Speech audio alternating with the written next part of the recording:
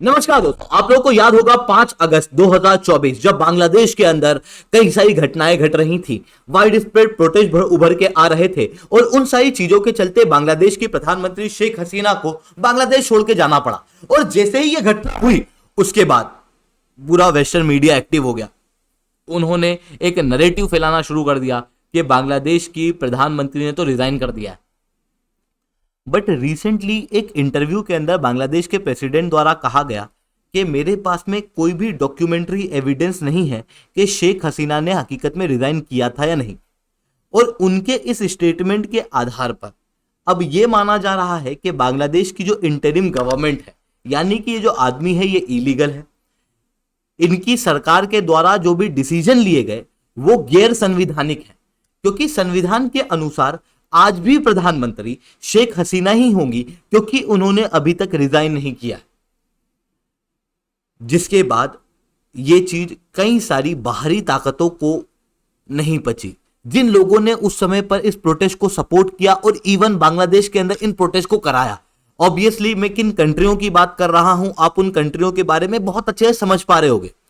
उन कंट्रियों ने फिर से अपनी एक्टिविटी को शुरू किया और बांग्लादेश के अंदर फिर से नए प्रोटेस्ट उभर के आते हुए दिखाई दे रहे हैं। और इस बार मांग यह है कि बांग्लादेश के प्रेसिडेंट को रिजाइन करना चाहिए और बांग्लादेश का पूरा संविधान ही खत्म कर देना चाहिए। अब बात आती है कि इस तरीके की मांग बांग्लादेश के अंदर क्यों उभर के आ रही है, किस तरीके से उभर के आ रही है, इसे मैं शुभलिंग चौहान डिटेल में आप लोगों के साथ में चर्चा करूंगा। बट उसके पहले आप लोग मेरे साथ में SRC10 टेलीग्राम ग्रुप के ऊपर जुड़ सकते हो। मेरे क्लास की अपडेट, पीपीटी, पीडीएफ सब कुछ आपको मिल जाएगी। यूपीएससी सीएससी की तैयारी करना, इंडिया के टॉप एजुकेटर से ऑफलाइन क्लास के अंदर पढ़ना है, आप लोगों के पास में बहुत अच्छा मौका है। अनअकैडमी अब केवल ऑनलाइन ही रहा, अनअकैडमी अब ऑफलाइन भी आ चुका है। दिल्ली के करोल बाग, मुखर्जी नगर के अंदर, प्रयागराज के सिविल लाइंस और बिहार के पटना के अंदर ऑलरेडी हमारे सेंटर्स खोले जा चुके हैं, जहां पर इंडिया के ये टॉप एजुकेटर्स आप लोगों को ऑफलाइन क्लासेस के अंदर कंप्रेहेंसिव यूपीएससी सीएससी की तैयारी कराएंगे। प्रीलिम से लेके इंटरव्यू तक की तैयारी कराई जाएगी विद ऑल द फैसिलिटी जो आप लोगों को चाहिए अपनी एग्जाम के अंदर बेस्ट परफॉर्म करने के लिए।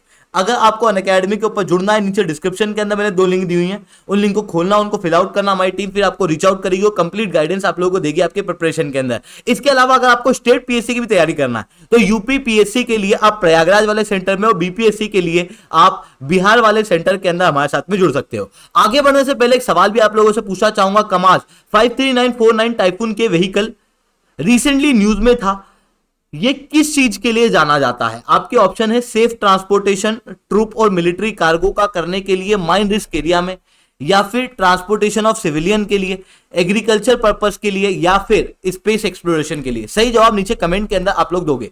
चलिए दोस्तों, समझने का प्रयास करते हैं आप हुआ क्या। देखो, बांग्लादेशी प्रेसिडेंट जिनका नाम है मोहम्मद शहाबुद्दीन, उनके द्वारा रिसेंटली एक इंटरव्यू के अंदर कहा गया कि शेख हसीना ने ऑफिशियली जो रिजाइन किया था उसका कोई भी डॉक्यूमेंट्री एविडेंस इनके पास में नहीं है। इन्होंने यह भी कहा कि मैंने जमाने भर के लोगों से जांच पड़ताल करी, जमाने भर के ऑफिशियल से बात की जो शेख हसीना के क्लोज थे, जो मेरे क्लोज थे, पर किसी के पास में भी कोई रेजिग्नेशन नहीं है जो शेख हसीना ने दिया हो।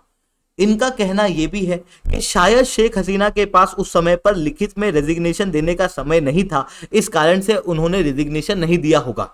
इन्होंने 5 अगस्त की घटना को रिकॉल किया।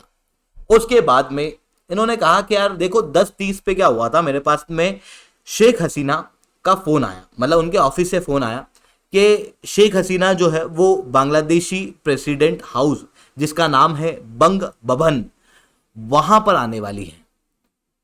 जिसके बाद बांग्लादेशी प्राइम मिनिस्टर के स्वागत के लिए तैयारी शुरुआत कर दी गई थी बांग्लादेशी प्रेसिडेंट हाउस के अंदर।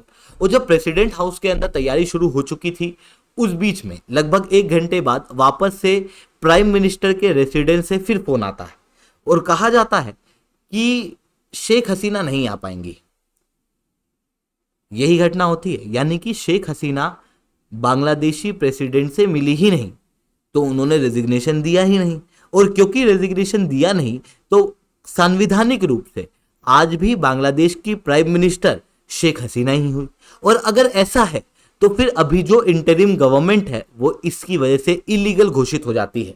और इसी इंटरिम गवर्नमेंट को बचाने के लिए इंटरिम गवर्नमेंट के लोग वहीं दूसरी तरफ प्रेसिडेंट की बातों को काउंटर कर रहे हैं, जैसे आसिफ नजरुल जो कि अभी सरकार के अंदर लॉ मिनिस्टर की पोजीशन पे हैं, इनके द्वारा कहा गया कि 5 अगस्त को 11:20 पे जब बांग्लादेश के प्रेसिडेंट अपनी स्पीच संबोधित कर रहे थे पूरे देश को, तो उन्होंने कहा था since the prime minister has resigned under the current circumstances, यानी कि उन्होंने ये शब्द यूज किए थे कि प्राइम मिनिस्टर ने रिजाइन कर दिया। और अब बांग्लादेश के प्रेसिडेंट कह रहे हैं कि भाई रिजाइन नहीं किया, ये तो अपनी ही बात से यू टर्न लेना हुआ। इन्होंने ये भी कहा कि जिस समय पर पूरा देश बांग्लादेशी प्रेसिडेंट को देख रहा था और उनके आसपास तीनों आर्मी के चीफ खड़े हुए थे, उस समय पे उन्होंने ये स्टेटमेंट दिए। और आप इस बात से अंदाजा भी लगा सकते हो कि उस समय पर किस तरीके का प्रेशर बांग्लादेशी प्रेसिडेंट को झेलना पड़ रहा होगा। तीनों आर्म सर्विस के लोग, आर्मी के लोग खड़े हुए थे पीछे प्रेसिडेंट के खिलाफ, और उनसे कुछ कुछ बुलवाया गया और उन्होंने वही चीजें जो है वो बोल दी। अब ये कहा जा रहा है कि क्योंकि प्रेसिडेंट अपनी बात से मुकर रहे हैं, ऐसी कंडीशन में उन्होंने अपनी ओथ को वॉयलेट किया है, तो उन्हें रिजाइन ही कर देना चाहिए। इस तरीके की बात आसिफ नजरुल द्वारा की जा रही है। पर अगर शेख हसीना ने रेजिग्नेशन नहीं दिया और ये रेजिग्नेशन नहीं आया, तो इसमें इतनी क्या बड़ी बात हो गई कि मतलब पूरे प्रोटेस्ट वोटेस्ट उभर के आने लगे। देखो, हुआ कुछ ऐसा कि बांग्लादेश के अंदर जब शेख हसीना बांग्लादेश को छोड़ के गई, उसके बाद में बांग्लादेश के कॉन्स्टिट्यूशन के अनुसार आर्टिकल 106 है। आर्टिकल 106 के तहत प्रेसिडेंट को जब कुछ भी समझना है कि क्या करना है, तो वो सुप्रीम कोर्ट से कंसल्टेशन कर सकता है, जैसा कि भारतीय संविधान के अंदर आर्टिकल 143 कहता है। ठीक उसी तरीके से अब बांग्लादेशी प्रेसिडेंट को उस समय पे चीजें समझ नहीं आ रही थी, क्योंकि बांग्लादेशी प्राइम मिनिस्टर जा चुकी थी, पूरी तरीके से पॉलिटिकल वैक्यूम हो चुका था, चारों तरफ प्रोटेस्ट हो रहे थे, लोग जो है वो प्राइम मिनिस्टर हाउस के अंदर घुस गए थे, उनकी साड़ी वाड़ी उठा के भाग रहे थे, और सारी घटनाएं, मतलब आप सब जानते हो कि किस तरीके से केओस बांग्लादेश के अंदर मचा हुआ था। अब किस तरीके से इस केओस को रिजॉल्व करना है, संवैधानिक रूप से उस चीज को प्रेसिडेंट नहीं समझ पाए, तो उन्होंने सुप्रीम कोर्ट से कंसल्ट किया। सुप्रीम कोर्ट को यह लगा कि भाई शेख हसीना ने रिजाइन कर दिया, क्योंकि सब दूर नरेटिव इस तरीके से क्रिएटेड थे कि भाई शेख हसीना ने रिजाइन कर दिया। क्योंकि शेख हसीना ने रिजाइन किया, तो उसके आधार पर पार्लियामेंट को डिसॉल्व किया गया, और पार्लियामेंट के डिसोल्यूशन के बाद पूरा पॉलिटिकल वैक्यूम को क्रिएट करके एक नई एडवाइजरी काउंसिल के साथ इंटरिम गवर्नमेंट बनाई गई। बट अगर शेख हसीना ने रिजाइन नहीं किया, तो फिर पार्लियामेंट का डिसोल्यूशन ही नहीं हो सकता, और ये इंटरिम गवर्नमेंट फॉर्म ही नहीं हो सकती, और ऑफिशियली प्राइम मिनिस्टर कौन होगी, कानूनन रूप से, संवैधानिक रूप से शेख हसीना। ऐसी कंडीशन में जो इंटरिम गवर्नमेंट है वो गलत हो जाती है, और अगर इंटरिम गवर्नमेंट इलीगल हो जाएगी, तो ऑब्वियसली जिन लोगों ने पुराने समय पे ये सारे कारनामों को अंजाम दिया, जिन देशों ने, उनको दिक्कत होना शुरू हो गई, और उसकी वजह से इन्होंने नई एक्टिविटी जो है वो शुरू कर दी। और इन्होंने क्या किया कि वापस से जो पुरानी ऑर्गेनाइजेशन जिनके द्वारा प्रोटेस्ट किए गए थे शेख हसीना के खिलाफ, उनके एक्टिव करके प्रेसिडेंट के खिलाफ सिमिलर प्रोटेस्ट जो है वो शुरू करा दिए।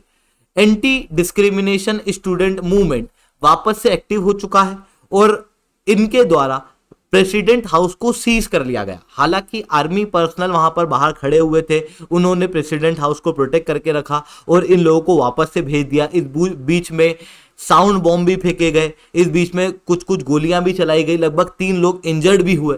इस तरीके की घटनाएं देखने को मिली। हालांकि ये प्रोटेस्ट 5 अगस्त जितना बड़ा नहीं था, बट हाँ, एक बड़ी एक्टिविटी जो है वो फिर से बांग्लादेश के अंदर होती हुई दिखाई दी। अब ये जो नई ऑर्गेनाइजेशन और नए लोग वापस से प्रोटेस्ट कर रहे हैं, इनके द्वारा ये कहा गया है कि बांग्लादेशी प्रेसिडेंट शहाबुद्दीन को रिजाइन कर देना चाहिए, मतलब रेजिग्नेशन आप करो शहाबुद्दीन का। और इन्होंने ये कहा कि भाई अगर संवैधानिक रूप से शेख हसीना प्राइम मिनिस्टर है, तो फिर कॉन्स्टिट्यूशन को ही स्क्रैप कर दो। इन्होंने 5 पॉइंट की डिमांड रखी, जिसके अंदर इन्होंने कहा कि बांग्लादेश का कॉन्स्टिट्यूशन हटना चाहिए, क्योंकि ये प्रो मुजिब कॉन्स्टिट्यूशन है और हमें एक नया संविधान बनाना चाहिए। इस तरीके की डिमांड जो है वो यहां पर रखी गई, जिसके बाद में बांग्लादेश के अंदर आने वाले समय में और भी बड़ी दिक्कतों का सामना होता हुआ दिखाई देगा। अब इसकी वजह से सीधी सी चीज है, भारत के ऊपर डायरेक्ट असर पड़ेगा, क्योंकि बांग्लादेश की जो पुरानी सरकार हुआ करती थी वो भारत के काफी क्लोज थी और प्रो इंडिया एक्शन ले रही थी। वहीं दूसरी तरफ जो अपोजिशन है, जिसके द्वारा अभी सरकार को होल्ड किया जा रहा है, और आवामी लीग जो कि प्रो इंडिया है, उसे इलेक्शन लड़ने से भी रोका जा रहा है। आप क्लियरली इन न्यूज आर्टिकल के अंदर देख सकते हो, आवामी लीग को मना किया गया कि भाई आप लाइफ टाइम में कभी पॉलिटिक्स के अंदर हिस्सा नहीं ले सकते। तो अगर आवामी लीग आने वाले समय में सरकार में नहीं आएगी तो उसकी वजह से भारत का एक इंपॉर्टेंट नेबरिंग पार्टनर भारत के हाथ से छूट जाएगा। इतना ही नहीं, बांग्लादेश में कुछ भी होता है उसका डायरेक्ट असर भारत के ऊपर पड़ता है, क्योंकि भारत की एक बड़ी बॉर्डर बांग्लादेश के साथ में शेयर होती है। कई सारे लोग उठ के बांग्लादेश से भारत की तरफ भागने लगते हैं, भारत के अंदर रेफ्यूजी क्राइसिस आ जाता है, और भारत को ऑब्वियसली साउथ एशिया के अंदर पीस और स्टेबिलिटी चाहिए ताकि ओवरऑल रूप से इंडिया का डेवलपमेंट हो सके। तो आने वाले समय में ये प्रोटेस्ट भारत के लिए काफी दिक्कत का सवाल बन सकते हैं। आई होप ये सारी बातें आपको समझ में आई होंगी। लेक्चर अच्छा लगा हो तो लाइक करना, लेक्चर बहुत अच्छा लगा हो तो नीचे कमेंट करना। अगर आपको अनअकैडमी की ऑफलाइन क्लास के अंदर जुड़ना है तो आप इस वीडियो को एंड तक देखना।